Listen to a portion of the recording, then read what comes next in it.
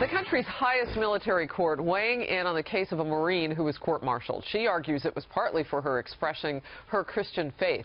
Monifa Sterling posted a single Bible verse in several locations around her desk.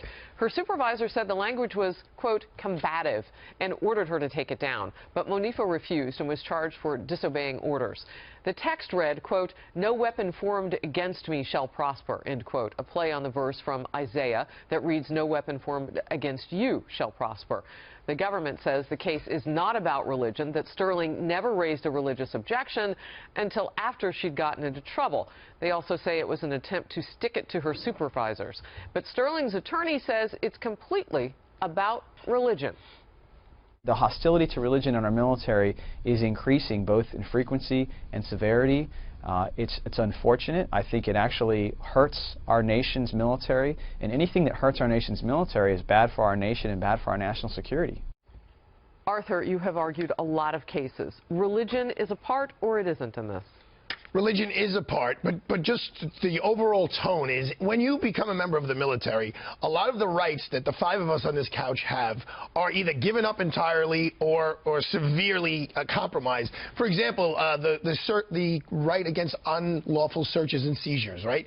They can't just come in America. A police officer can't come in and kick down your door, Sandra, and go through all of your stuff. But of course, in the military, yeah, a supervisor can say, open up your footlocker, I want to see everything that you have, and that's not a violation of your laws.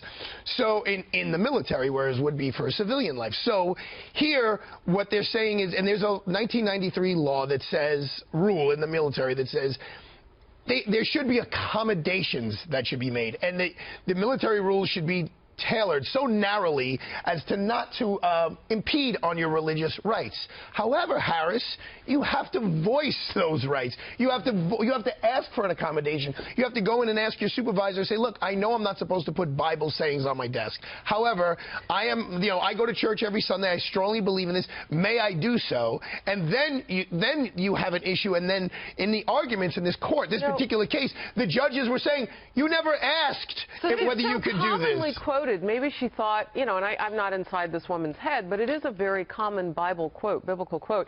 And apparently some of the objection that the military had was the word weapon. Right. The supervisor said, I don't like the tone of that. So to be clear, that law that you're talking about, that federal law, 1993, it's the Religious Freedom Restoration Act.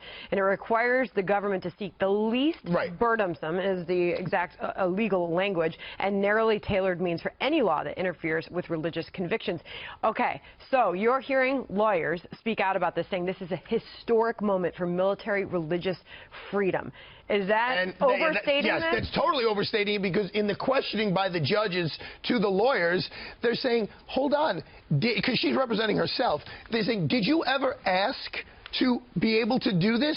Did you ask for an accommodation? Yeah, that was the objection that they kept raising. All you have to do is, if you would have asked and they said no, then we'd have a real issue here. But because you never asked and allowed them to say no, there's no real controversy. So what happens if she loses? I mean, I think we can talk about the legal ramifications. They reduced her rank. There's a difference between right and wrong. I don't really care about the law in this. I think if we're sending soldiers over to fight and possibly die, they should be allowed to put whatever Bible verse inspires them to go about their day, or any other faith or religion. But it's the military, and you have to follow the rules. I know, but it's a strong question. What happens? She's already been been reduced in rank. If there is a nuance on that story to report, we'll bring it to you.